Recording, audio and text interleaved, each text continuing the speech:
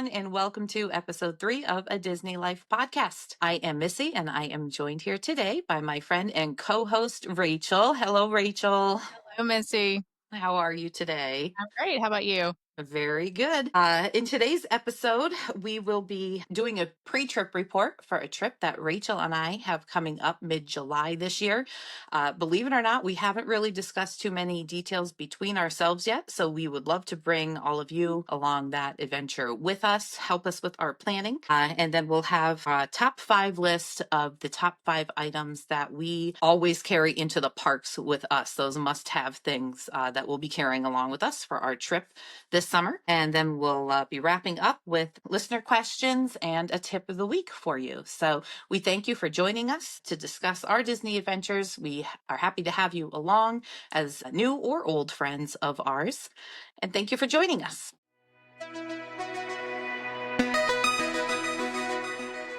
Okay, so Rachel and I have a trip coming up this July. It's a mostly adults only trip, but as the years go on, my kids are approaching adult age themselves. So they have started being included on some of our grown up trips. Rachel's kids are much younger, they're a little behind, but that's part of the adventure here. Sooner or later, they will be along for this with us. And I have a feeling it's going to come up faster than we think. Absolutely, yes. Yeah. So if you've listened to our podcast before, you've heard us mention that Rachel and I met online many years ago, and we tend to travel a lot with groups of people who are from all over the place. And our only common interest is that we have that love for Disney and for traveling, and we started traveling together. So this is a group that we'll be traveling with this July. When we do this type of thing, it's kind of a free for all. Wouldn't you say? Like we come and go. Like I don't even know for sure at this point which day Rachel arrives. Yeah, absolutely, it is, and I think that's why what you're gonna hear from us today isn't super detailed because we've got so many people with different itineraries for their own trip, and for so many of us coming together as friends with this, we kind of make a few plans, but for most of the part, we see where we wanna go the rest of the day. Go That's with the the flow. thing. And we're Yeah. fortunate enough that we've been to Disney World enough times. There aren't typically any must do things that we have to plan around. And this trip is just really centered around what we enjoy the most, except for one thing, which I consider there are 2 big things actually on this trip because there's a new thing and then there's a new to most of us thing. A lot of this trip is centered around the Keys to the Kingdom tour. So we knew for sure what day we wanted to do that, which is a Monday.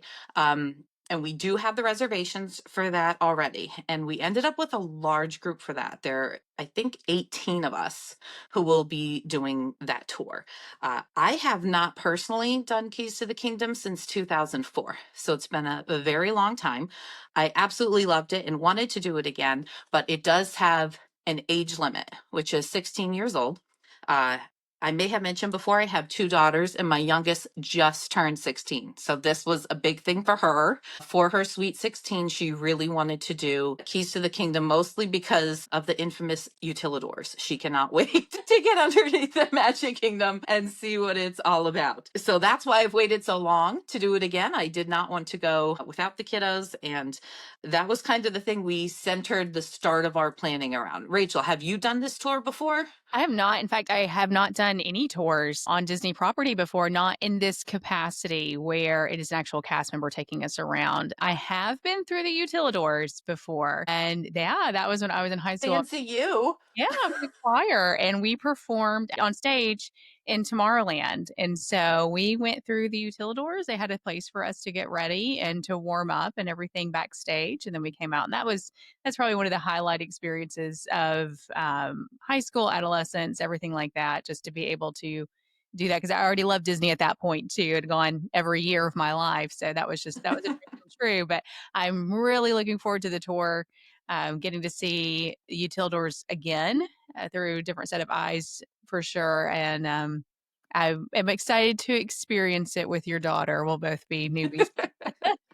And it's so fun. Comparing our own experiences, which are very different. Rachel and I did not know each other until we were adults.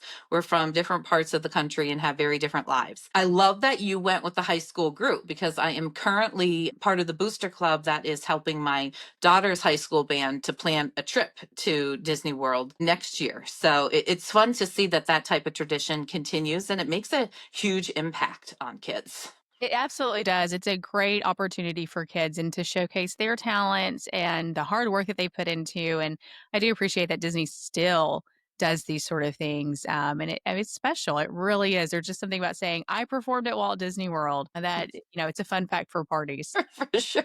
So we knew we wanted to do Keys to the Kingdom.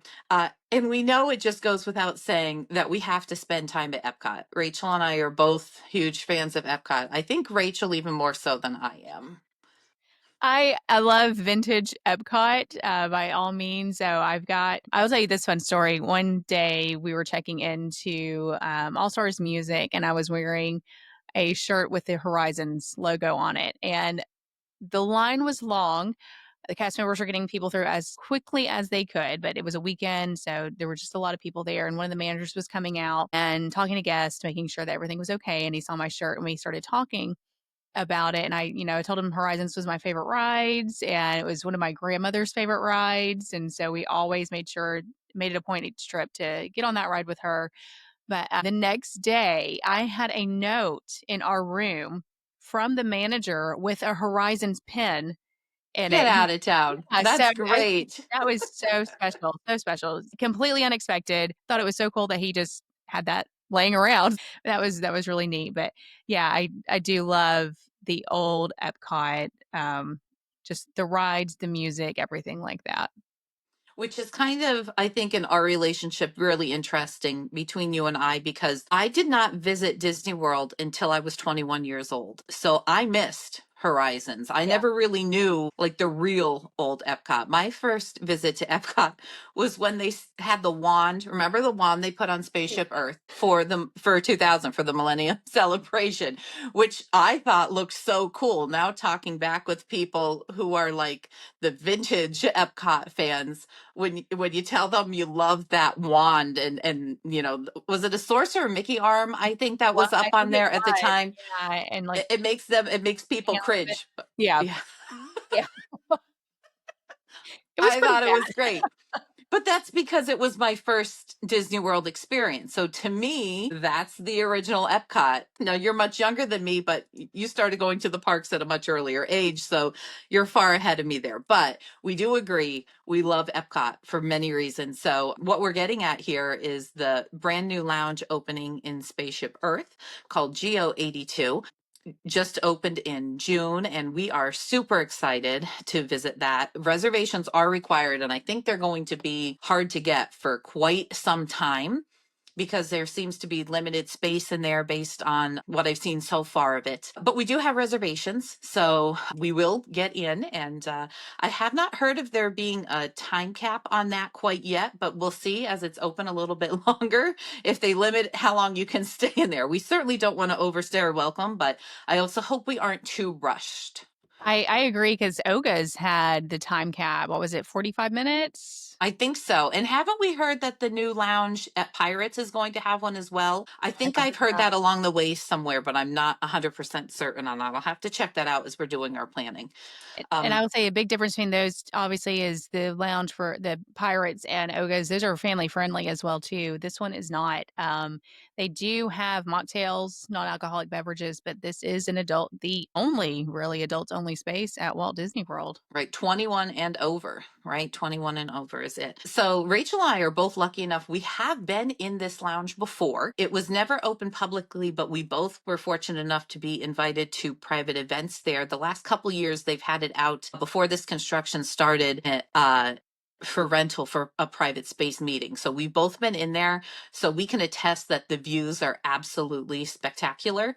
Our reservation is for the afternoon, but I am very tempted by the evening fireworks option as well, because I think the fireworks will certainly be the most incredible thing to see from there. Oh, I would agree. We're definitely taking our own advice and trying to beat the heat with some afternoon reservations, but I think nighttime will be the hot ticket item for that lounge.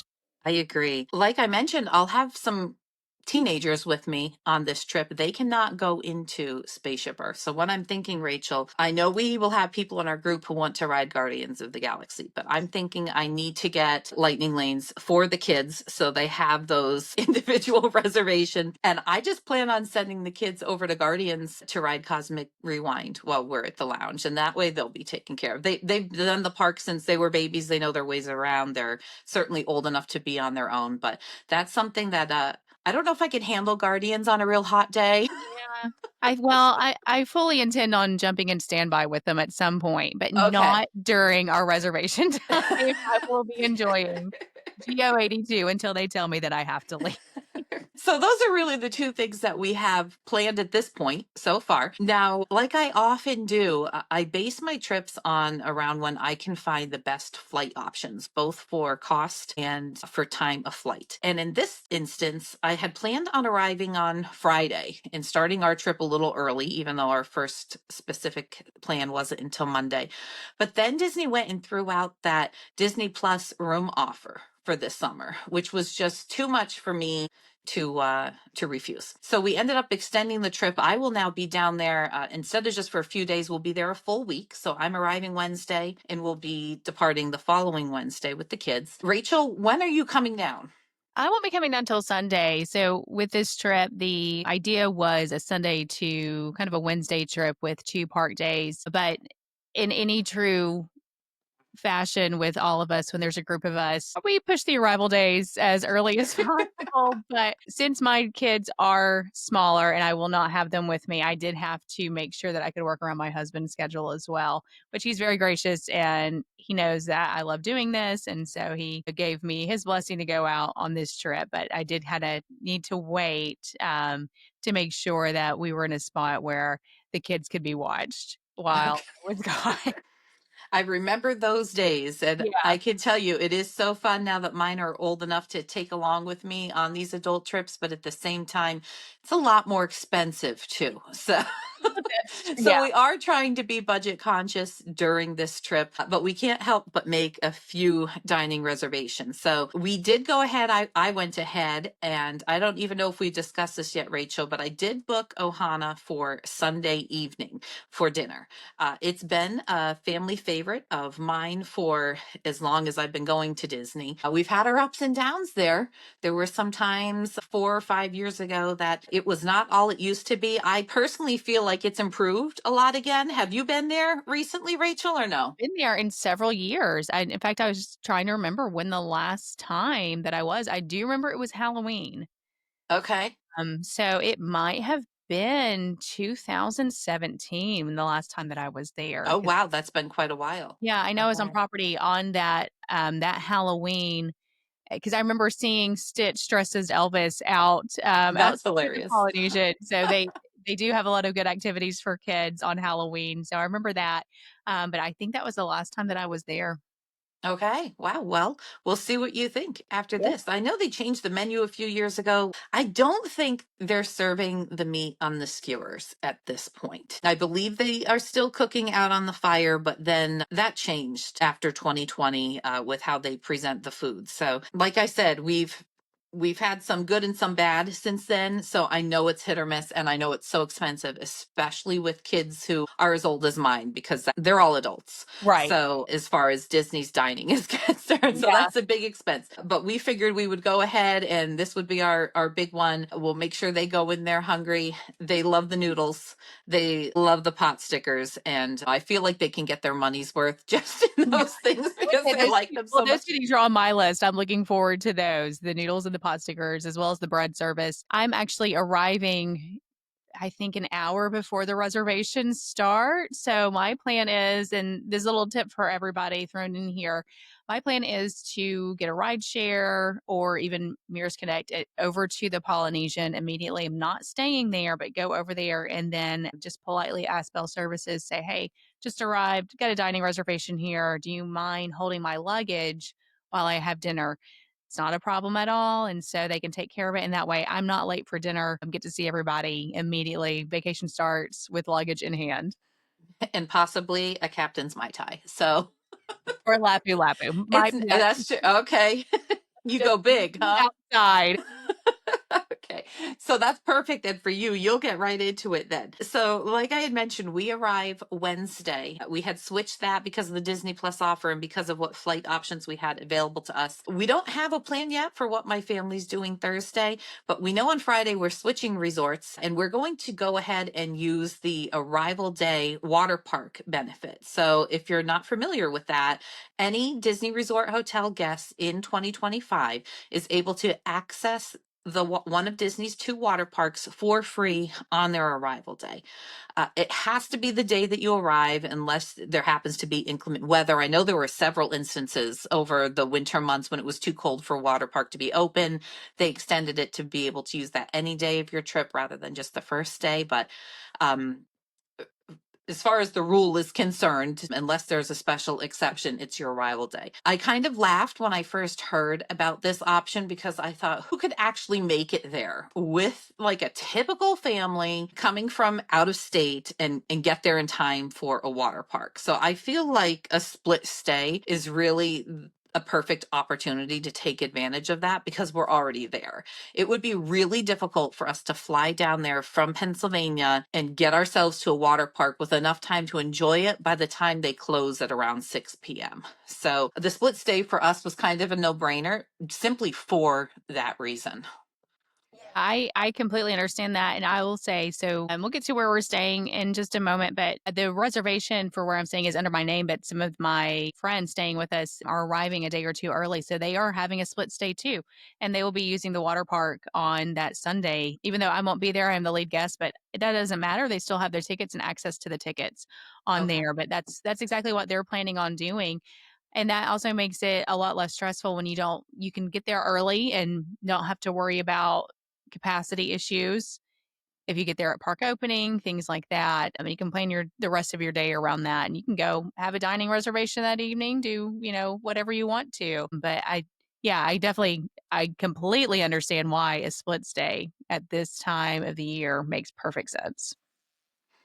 I absolutely agree. So I'm excited to see how that works. We have been debating a little bit about which water park to go to. It's been a while since I've been to Blizzard Beach and actually had time to stay there. The last time I was there, we made it there. We got to the top of our first slide for the day, which was going to be, I don't remember what it's called, but it's the racers where you have the mat and you're all lined up together. Hmm. We were literally the next people and they closed it because there was thunder and lightning in the area. And the park ended up closing for the remainder of the day. So we really didn't do a whole lot there. So I feel like even though that big wave pool is very tempting at Typhoon Lagoon and my kids are swimmers, they would absolutely love that. I think we're going to try Blizzard Beach this time. Do you know what your roommates are planning on trying or haven't they gotten that far in planning yet? They might not have gotten that far. I think I have heard Blizzard Beach being thrown around, but I really don't know. I've only ever been to Typhoon Lagoon, and that has only been one time. That was pre-kid, so that was a while ago. In Very fact, different. yeah, they still had the snorkeling pool, Oh, wow. and so we loved that. That was actually my first time ever snorkeling too, going through that. So that was a lot of fun, and I loved the water coaster there. We had a great time with that. Mhm. So, but the lazy river was by far my favorite part of the water park. Just being able to float and not be hot was really nice.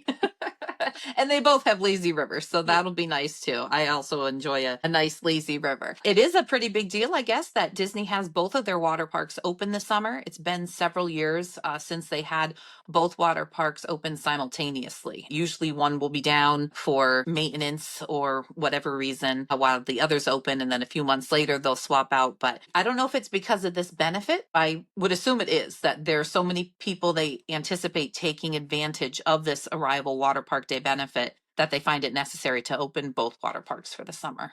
I would agree. And I think, this is part of the whole idea of having the benefit in the first place. It makes sense that if these water parks were not reaching capacity to close one for an extended period of time, make it look good, do the necessary repairs, plus additional things that need to be done. And then you're not employing necessarily as many lifeguards, things like that. So Right. I do know that there was a big call for lifeguards not long ago, which makes sense that they needed that to prepare for this summer too. But I do think that that is exciting, and guests have options as well. I've always heard Blizzard Beach was better when you have children too, because there's more play areas for the kids as well. So that's something, if you're planning on going this summer and you have children, that might be something to consider as well.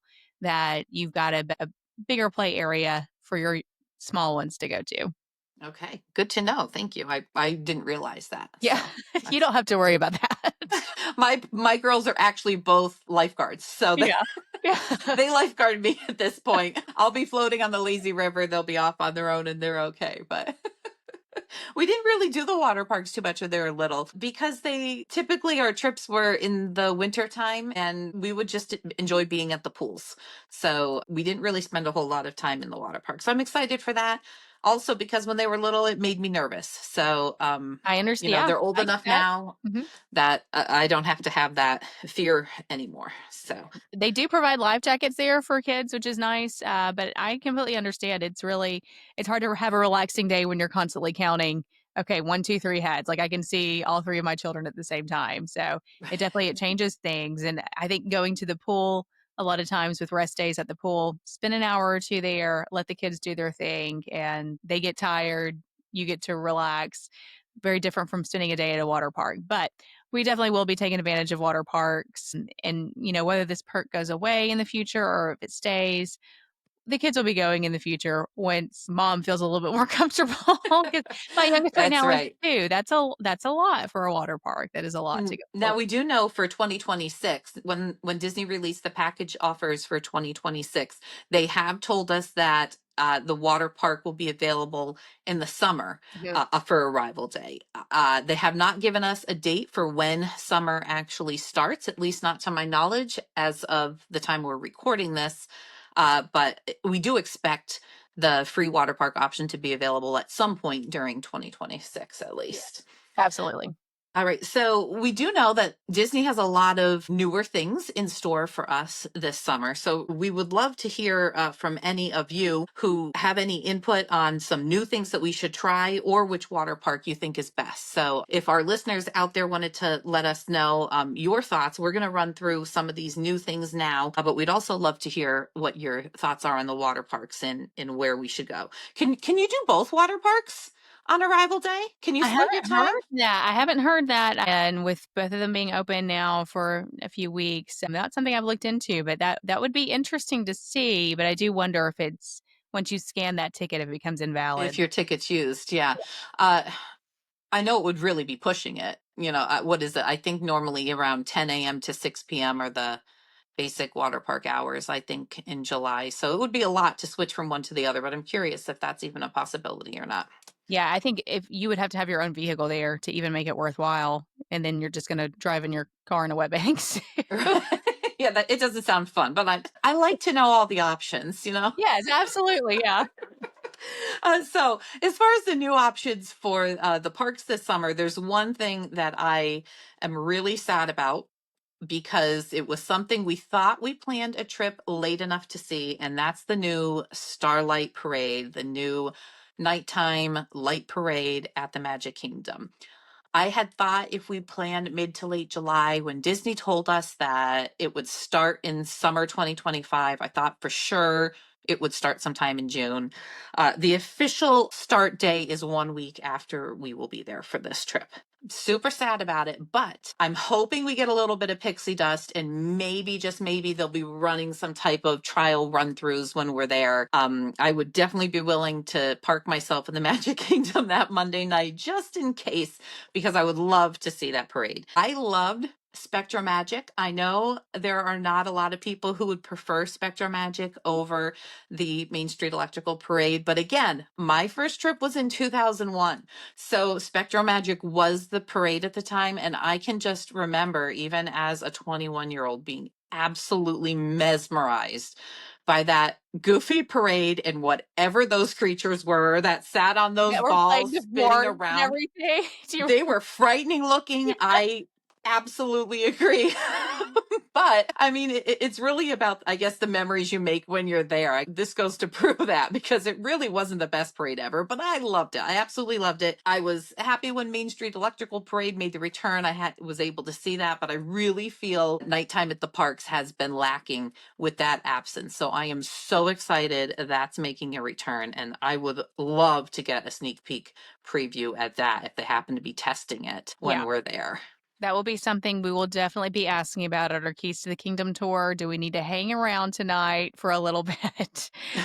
See if just maybe we get to see, because I'm sure rehearsals, everything like that, those will be going in full swing, but there's nothing like actually going down Main Street with your giant float. So It's hopefully, true. maybe, fingers crossed, we'll see.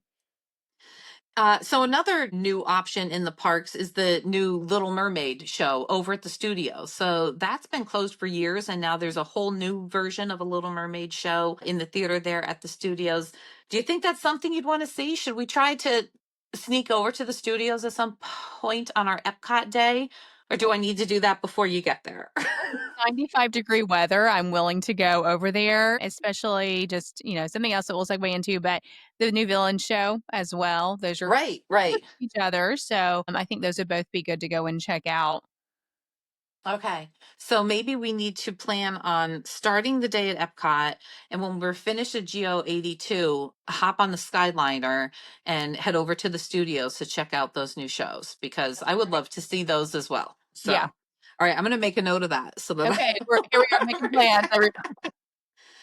one other thing that might be worth checking out when we're at Epcot is isn't there some type of goofy dance party show happening at Communicore Hall? When is that this summer? Yeah, so they're utilizing Communicore Hall for a dance party with Goofy, with a DJ there as well. I've seen some videos of it. It looks super cute. Everybody, it's for kids. I mean, it's for small Okay. kids. It's for my family. But this is a great place for kids just to come and get. It's for your family, but they won't be there. So we will peek our heads in the door en route to the studios. So I'll be doing what always happens when I'm there without my kids. I'll be going, "Oh, I wish Oh, they you were miss here. They them. really like this." And then They will be there soon, though, I'm they will be. sure. Yeah, absolutely. And Please, they everyone, don't think we only travel without our families I know. because we do a lot. Yes, we do travel with our children a lot. They are not deprived by any means. Yeah. And I'm certain that before we know it, Rachel's kids will be old enough, they'll be tagging along with her, and just like my big kids do now. Yes, and I'll So be sending them off by themselves while I go to GO 82. So, yeah. So, I do have one other dining reservation I did not mention earlier, which is for Thursday night at Beaches and Cream. Beaches and Cream has just become a staple for us when we're at Disney. We love it at any point of the trip. We have to make it there at some point. When the kids were little, it was the No Way Jose. When the kids are big, it's the No Way Jose. Some things never change. We've tried the kitchen sink. We've tried a variety of other things, but Beaches and Cream has just become a family favorite of ours. We miss the more quaint, smaller, older version of it. It was expanded a few years ago to offer a lot more space, which is great because it offers more people the ability to fit in there, to get a reservation and to dine there. So I know there is still the takeout window there where you can stop for some ice cream, but we always like to have a reservation and spend a little time in there. It's a lot. It's always a lot of fun. And I'm curious to see what Stormalong Bay looks like at that point. Yeah. Stormalong Bay is the 3-acre water park complex that is at Disney's Yacht and Beach Club Resorts. We have spent many, many days there over the years. Some of my favorite photos of my girls when they were little on Disney trips are them crying when it was time to leave Stormalong Bay. It was like, please, mommy, don't make us go to the Magic Kingdom tonight. We want to stay here. These poor deprived girls of mine. But Stormalong Bay has been closed since the end of January, and they had all of the sand cleared out the last time I was there. It looked like they were working on some piping and some like of the infrastructure of the drains and everything underneath it. I don't really think I've heard of any actual updates, anything that's going to change there, but it looked like there was a lot of work to be done. The sidewalks are ripped up. It was a mess. So it's Yeah. supposed to open, they had said in June. So we'll see very soon, if it hasn't opened already by the time this airs, what's going on with Stormalong Bay. So I would love to get to Beaches and Cream, even just to nose my eyes over the fence there and see what all they've done with Stormalong. Yeah, we were there in January where right but when it had closed, and it really kinda surprised me. They didn't really have anything up to block your view of the area. A lot of times they'll put walls and things like that up to kinda block, the view, but we were able to look right into it and just see just a chaotic mess, it looked like. I'm sure it wasn't, but it looked like it. But I am curious to see if there's any updates. I heard some rumors at one point about the lazy river possibly being updated, possibly being filled in on some areas. If you didn't know, the lazy river was originally supposed to be an area for snorkeling. They were going to have fish in it, It and was so deep. That it is was such a deep, so deep. lazy river. Yeah. That used to scare me because I'm not too fond of tubes, crawling in and out of tubes. I'm not very graceful. So it would be scary to me when the kids were little, with me trying to stabilize myself in a tube and they're so little and knowing it's over all of our heads. I think it was 9 feet deep or Yeah, there something are like that. spots that were 9 feet tall. There absolutely were. Last time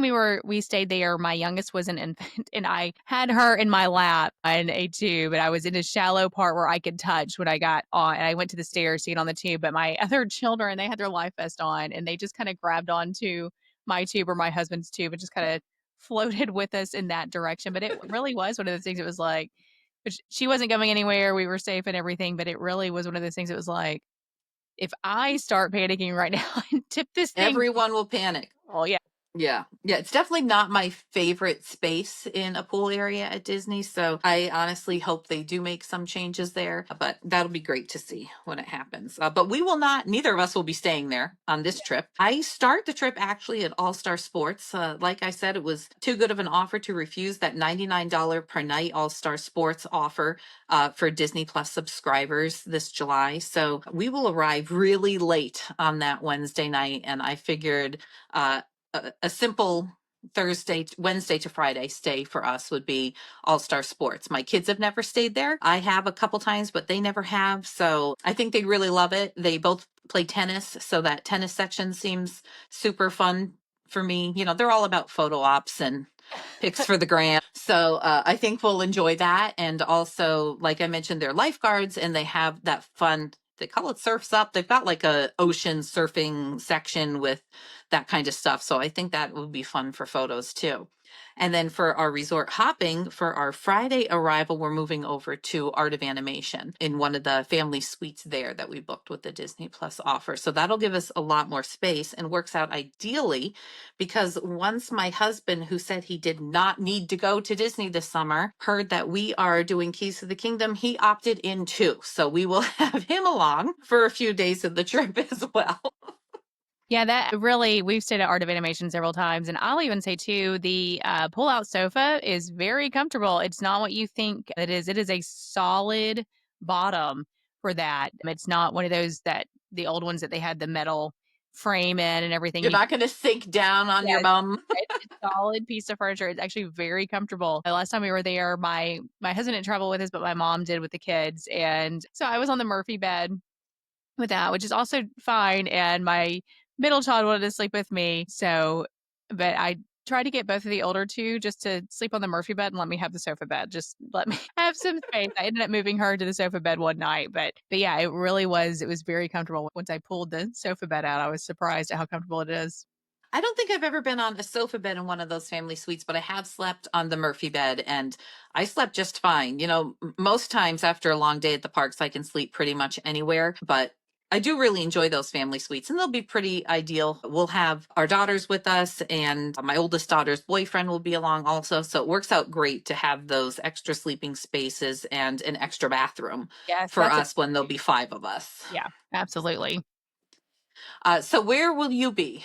So I'm at Saratoga Springs Resort. So it is one of the Disney Vacation Club resorts, but they do open up for cash for guests who are not Disney Vacation Club. Saratoga is one of the ones that opens up earlier than a lot of the others do for guests who are non-Disney Vacation Club. But we got a two-bedroom suite there. Those are actually Suite 9. We don't have 9, we have 6, but two of us will be sharing the king room. There's a bedroom with a king bed. It has a detached bathroom there, with laundry on that side. So two of us are sharing the king bed. And then on the other side of the suite, you have a room with two queen beds with an ensuite bathroom. In the living area, there's a Queen Murphy bed and an actual twin bed. I know for some of you, if you've stayed like at Port Orleans Riverside, a Fifth Sleeper or Caribbean Beach, the pull down bed is really child size. At Disney Vacation Club, those resorts, they are an actual twin bed. So we've got 6 staying there. And you're Uh, all adults, right? No well, yeah, kids in your sorry, room. we are So all adults, six adults. 6 adults. So I it feel doesn't, like that's a good number for yeah, there. it's I would pretty say massive. like 9 would be pushing it. If you have kids in the room, 9 probably isn't as big of a deal. But for 6 adults, getting yourselves ready, what's that? 3 per bathroom. So that's not bad at all, I don't think. And you have a lot of space there with the You whole do have living a lot room of and the space. dining I think area. the suites are a nice size. Saratoga is probably not one of the more popular vacation club rental places because it's always there's a lot of availability and it usually gets Well, discounted. it's very big. It is I mean, they've got a very ton of I think villas that is one there. of the drawbacks to it. There is an internal bus loop system, which I think a lot of people don't like. There is a deterrent. Walking over to the main building where the quick service location is could be a deterrent because that can be a long walk or wait for the bus loop. Plus the location, it's by Disney Springs. If you love Disney Springs, which I do, it's a good location. You can take a boat over there. You can walk. You have a lot of options to get over there.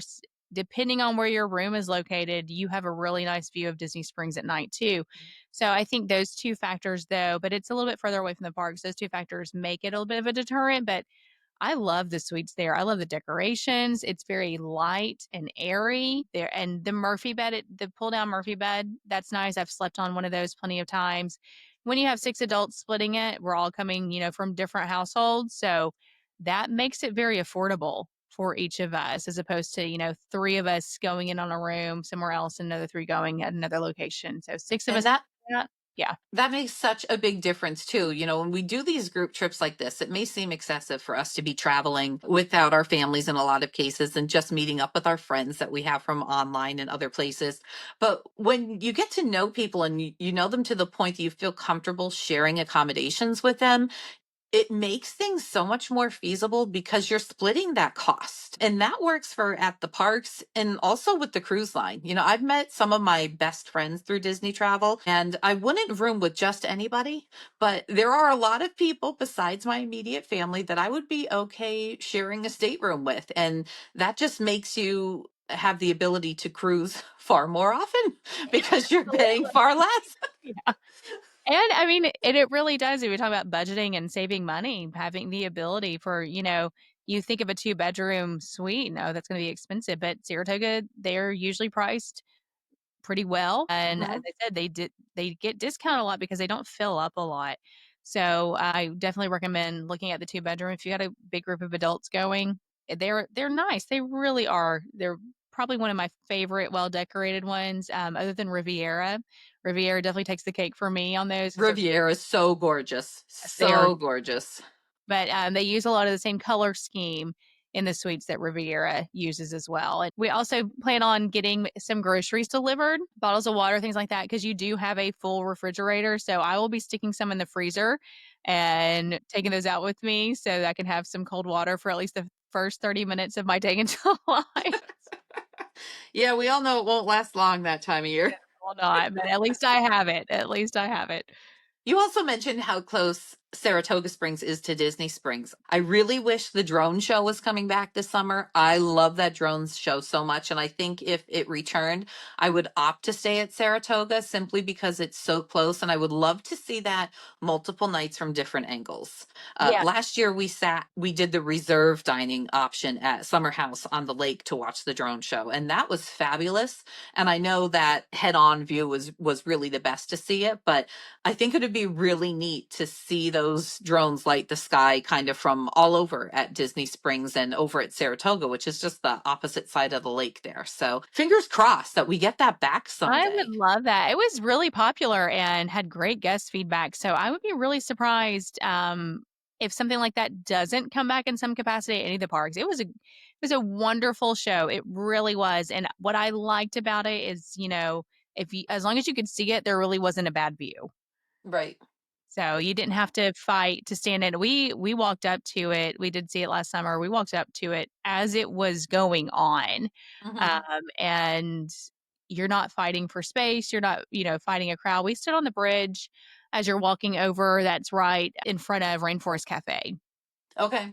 So I we know where went you over mean. to that direction of it. So we did not have a head-on view, but the drones would move and they would rotate, and so you really kind of was a 360-degree view.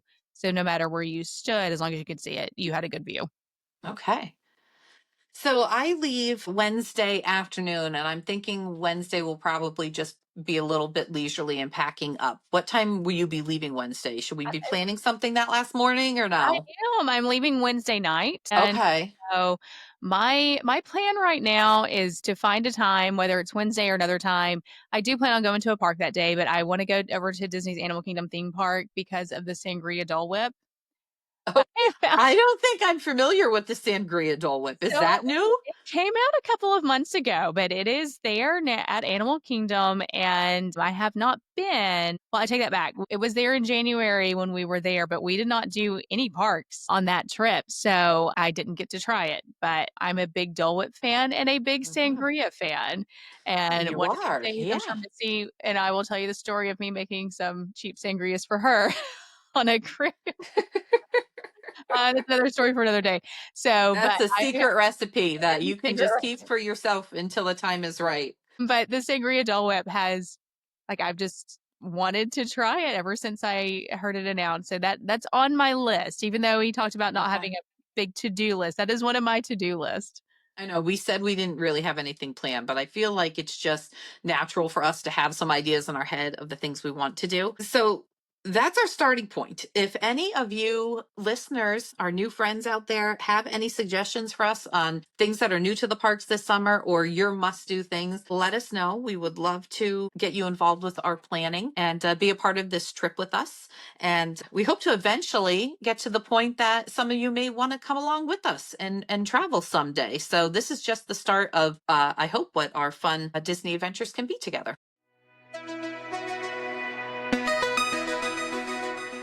On today's top five, we're going to be talking about five items that we carry with us into the parks. These are items that we are going to have with us no matter what time of year that we travel. But I do know that we'll be utilizing these items in our upcoming trip in July that we talked about in our last segment. So, with that being said, Missy, tell us what's one of your top five items that you bring into the parks with you?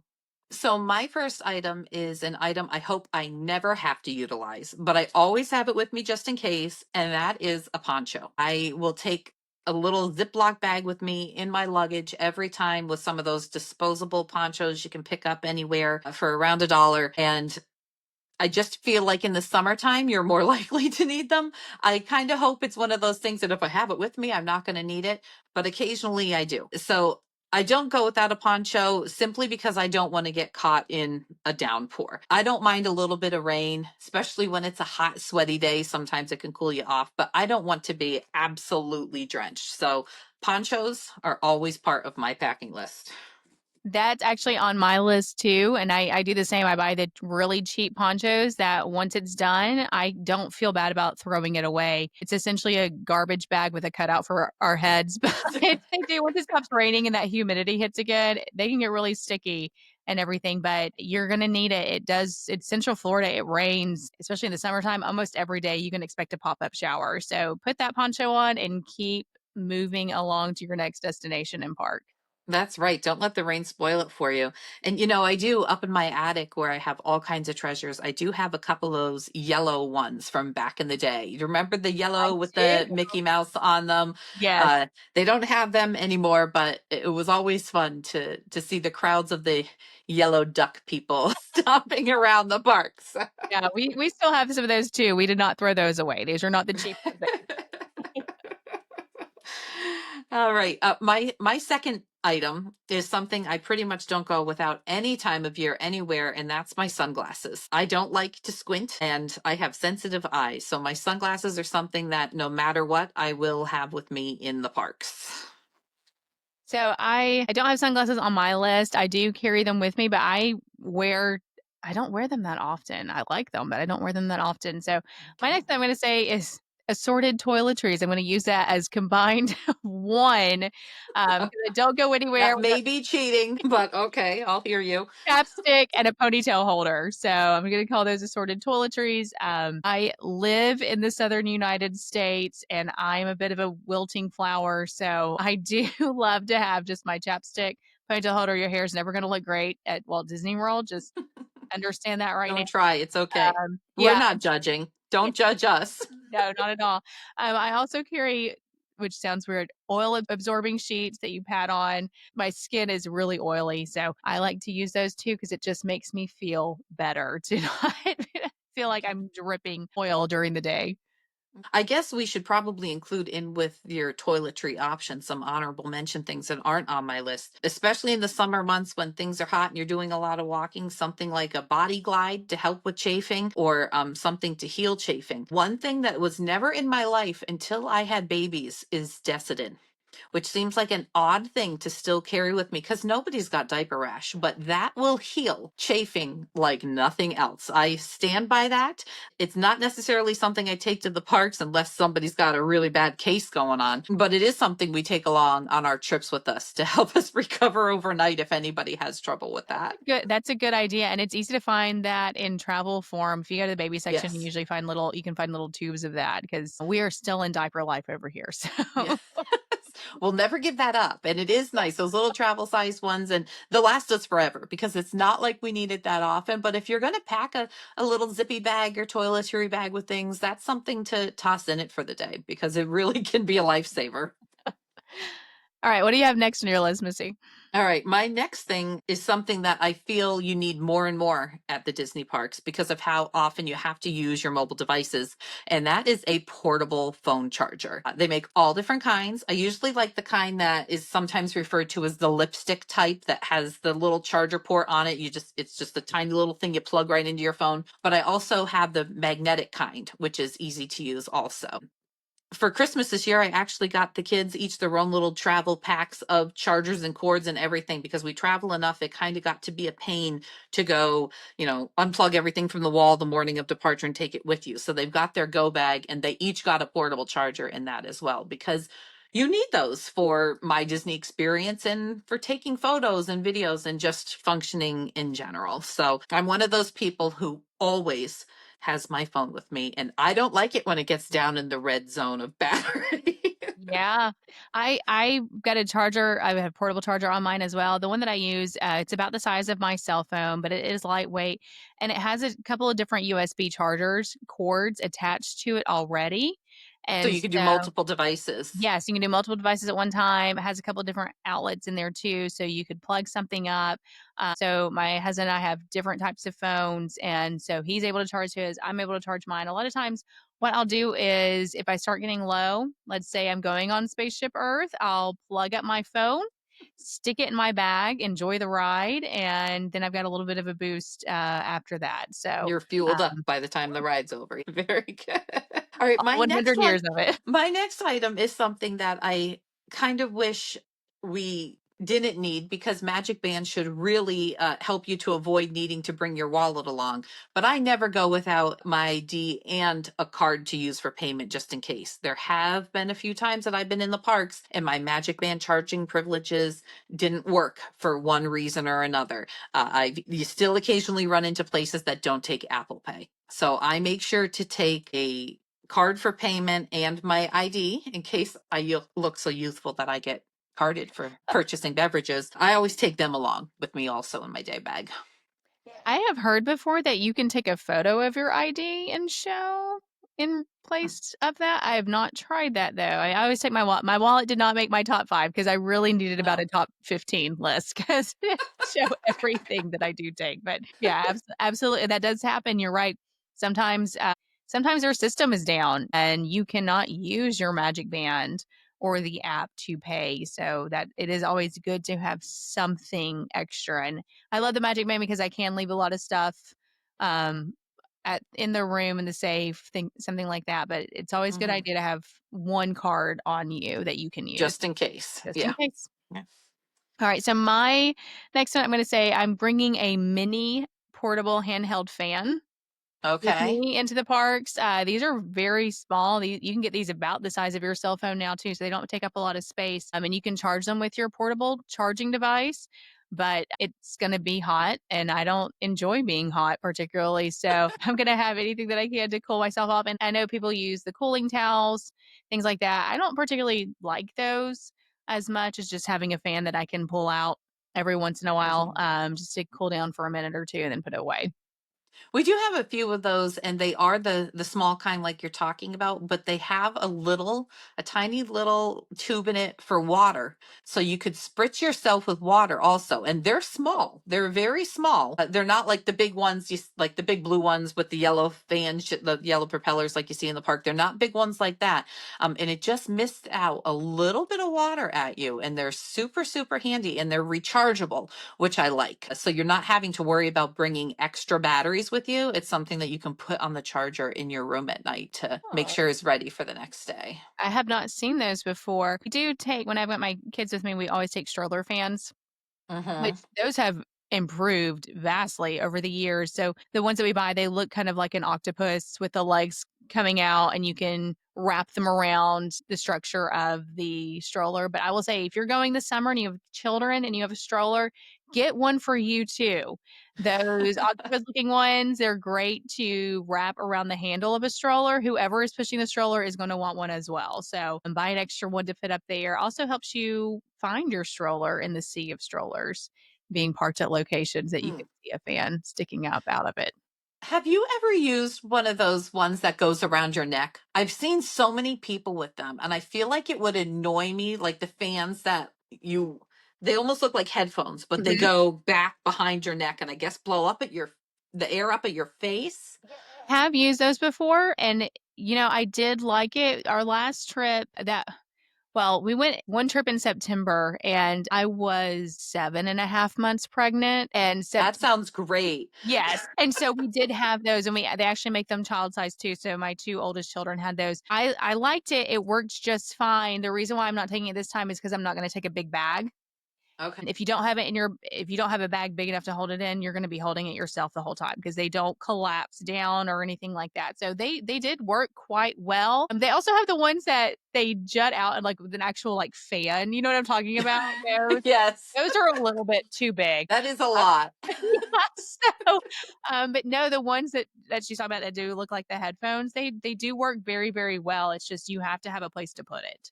Those big ones though, they must work well. I see people with them, and I mean, if that's what you need, that and you can tolerate having that thing on you, that's great. Go for it. I'm all about being comfortable and not trying to be fancy. But yeah, those are kind of funny. So I have one more. Uh and I feel like it's a very common thing. It's a water bottle. And I don't care if you're bringing your favorite reusable bottle from home, or if you get there and you buy a plastic bottle of water and you just keep reusing it. But I always make sure to have water with me. Even if I'm just planning on buying water in the park that day, I want to have it with me in case I need it. If I don't have it, I know for sure I'm not drinking. If I have it with me, I'm going to keep myself hydrated, which is so, so critical in the summer months. Yeah, absolutely. And even if you do plan on buying water, like you said, in the parks, fill it up with ice before you go so you can keep your water cooler longer, especially a stainless steel cup that does do that. It is nice to have just a hit of cold water during a long day is really nice. Cool you down. Yeah. Yeah. All right. So my number one, even though you could say it was the toiletry, I'm going to separate it from toiletries. It's really good hand sanitizer. Clorox makes my favorite. It's a spray. And so I carry that with me everywhere I go. It is nice. Just when you're going into a ride vehicle, you have to touch things and touch lap bars and seat belts, and you're touching a lot of things that you may not realize. And so just having it there just to kind of spritz myself. I'm a little bit of a germaphobe, not going to lie. And when you do have small children too, they touch all of that stuff plus everything else around them. So after a ride, we kind of give a spritz before we can wash our hands before meals or anything like that. But I always carry a good hand sanitizer with me. So I'm kind of with you on that, but I'm honestly not a fan. of the sanitizer as much as I am wipes. We still will carry baby wipes or Clorox wipes or something to clean off our hands all the time or to clean off surfaces. The cast members do a phenomenal job of keeping up with surfaces in lines and at restaurants, quick service, that type of thing. But you're bound to run into something sticky somewhere. I don't like sticky, so I make sure I have some form of wipes with me also in most cases because they're just handy to have. And especially since you are flying for every trip, they're handy to have on the airport too, so you can wipe down tray table and things like that as well. Because Absolutely. they do not have cast members on those flights They wiping do. things down for you. They do not. All right. Well, that wraps up this week's top five. So we hope that you were all able to take consideration of those items. Maybe it's something you want to bring along. If you have a suggestion for something that we should be taking and we missed it, please let us know because I am a sucker for like new stuff. Like the ads that come up on Facebook or anywhere on social media that you don't really need, but that looks kind of cool. And maybe someday I might need that. So probably I should get one, and then you're immediately online to order. So if you have any tricks like that for tips of things we should take along with us in our bags at the park, please let us know.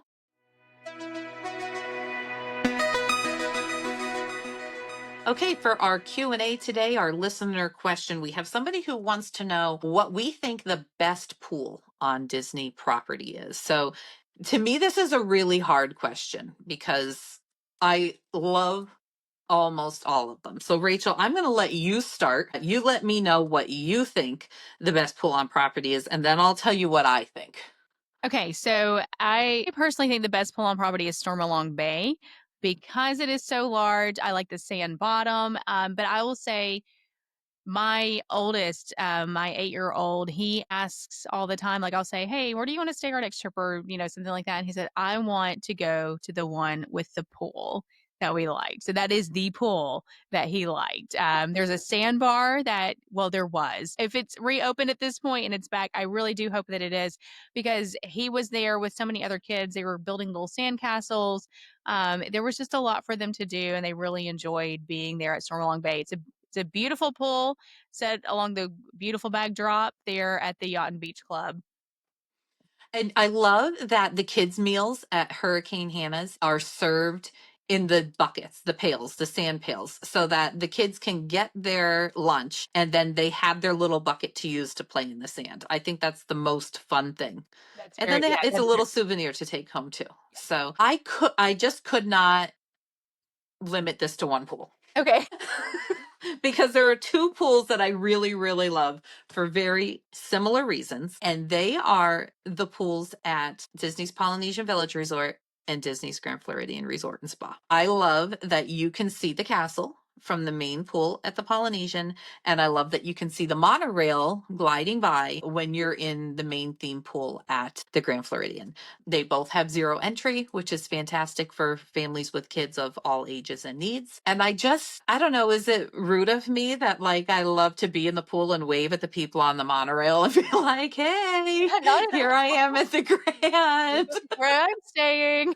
They both also have great locker room areas. We've used the one at the Grand Floridian, I think, more than any other for trips that maybe we're leaving later in the day. So they have a whole nice changing locker room there, which I think all of the pools do. At least the main pool at each resort will have a bathroom with a locker room and changing room. The last time I was in there, they had H2O products at the time. So I'm sure they've had their updated ones in there in the shower stalls. So I just really love those two pools because of how close they are to the magic and because of the features of the pools themselves. They have a slide, they have at the Grand Floridian, the hot tubs over at the other pool, but I feel like they're close enough you can go back and forth between the two of them to kind of enjoy it all. That is nice, and you definitely know about hot tubs too, so that is your area of expertise as well. I also think the pools at Wilderness Lodge and Animal Kingdom Lodge are beautiful. I really do. Animal Kingdom Lodge, the pool is huge, and it looks very serene that it's there. But I'm going to mention something else. It's kind of an honorable mention for me, and that is kids splash areas.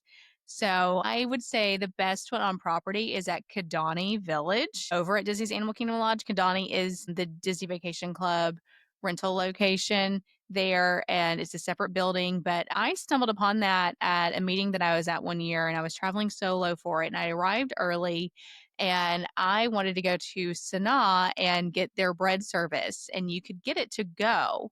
So I did that and went and sat by the pool for about an hour, just enjoying the bread service by myself. And but you have to. But I walked through the splash area. It was massive. It was absolutely massive. A lot of the resorts now will have a splash area that's kind of like a playground, almost compact like that, but this one Yeah, they're pretty there. compact and Yeah. self-contained. Most of Yeah, them have a little slide, some form of dump bucket type thing, and right. that was not at Kidani. I mean, they did have a slide, but you had to walk between places. It was almost like transporting some of Tom Sawyer's Island into that and putting the theme of being on the Africa Savannah there with it as well. So it was very large, a great place for kids to go and run around. So Kidani definitely best splash area, I think, on property. Well, you've got me there, Rachel, because I'm quite certain it's accurate to say Kidani is the only pool on property I have not personally used. So there we go. We have a new goal Yeah, we do. for some upcoming trip at some point because I don't think I've ever even seen this pool you speak of, this splash area. So It was a nice I splash need to area. get myself there. Yeah, absolutely. All right, so we would love to hear from you. If you have a question that you would like to submit to be possibly featured on our podcast, please submit your questions to podcast at storybookdestinations.com or a Disney Life at storybookdestinations.com. Again, those are podcast at storybookdestinations.com or a Disney Life at storybookdestinations.com. You can also go to Facebook and search for our group, A Disney Life, and join us there as well. And I love these questions because now I've just learned something new. I had no idea that Kidani had such a big splash area.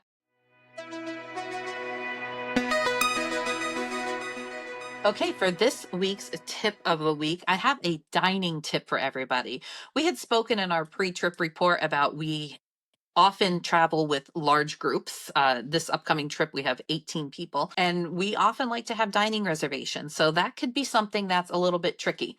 My dining tip for you is if you are trying to book larger groups and you're not finding the availability, break it down into smaller reservations. It's often much easier to find a reservation for four than it is for 6 or 8 or 10 guests. I personally feel like there are more reservations for four in the system than there are for any larger parties. You will need multiple My Disney Experience accounts to do this, but if you're traveling with a large group, that shouldn't be a problem because everybody should have their own account anyway. The cast members are typically fantastic. I am sure they don't love it when you show up and say, like, hey, we have 3 or 4 separate reservations.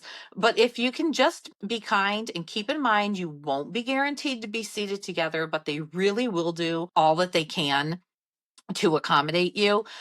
It's something that I really appreciate that they're willing to do. And honestly, if you have a group that big, I mean, it would be nonsense for you to all try to be at the same table. You cannot have a conversation with, I would say, if you have more than 6 to 8 people at a table, forget it. You're not being able to converse with everybody anyway. So just figure out the best way to break down your parties, make separate reservations for as close of a time as you possibly can. Everyone can enjoy their experience. And then afterwards, you can meet up again and head back to the parks or whatever else you have going on that day.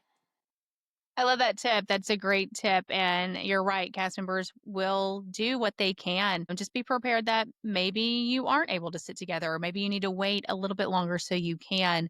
But just be nice, be polite, smile, and cast members really will try to accommodate your needs, even putting you beside each other. Disney is such a multi-generational destination for families. And so a lot of times large family groups are traveling together too. And they do want to eat together. So find the best way to break up your party that makes the most sense. You can change who you sit with. You don't have to sit with everybody in your room, and go to those dining reservations. Try to arrive a little bit early as well. And then just ask a cast member if that's possible. And they're also able to work with you on payment methods. So if you let them know ahead of time, you need to split the check, and just as a common courtesy to servers anywhere, try to figure that out between your party ahead of time. Work out what you can to split the check as little as possible, just to try to make their day go a little bit smoother. If you have the dining plan, you don't have to necessarily sit with the other people at your own table if your room is split up or whatever. But try to keep that in mind, because it just would go a little bit easier if you do sit with people who you're using the same dining plan as. Um, and make sure to tip your servers, because they work hard, especially with large groups. That's a lot of work for them to be putting out all that food and keeping up with drink orders at once. So make sure to appreciate our cast members out there. Great tip. All right. Well, thank you for tuning in to this week's episode of a Disney Live podcast. We truly appreciate your support. My name is Rachel, and this is Missy, my co host, and we will talk to you next week. Bye bye.